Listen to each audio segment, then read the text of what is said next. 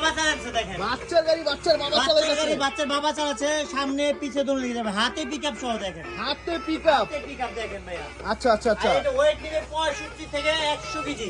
65 থেকে 100 কেজি। 65 থেকে 100 কেজি। আচ্ছা। 100 কেজি মানুষও কষ্ট করে সমস্যা নাই। আচ্ছা। গাড়িটা কিন্তু খুবই মজবুত গাড়ি। আচ্ছা। দেখেন হাতে পিকআপ, পায়ে ব্রেক। হাতে পিকআপ, পায়ে ব্রেক সিস্টেম। পায়ে ব্রেক। সামনে লাইটিং গুলো দেখেন অস্থির। চমৎকার লাইটিং। দেখেন কতগুলো সাউন্ড আছে দেখেন।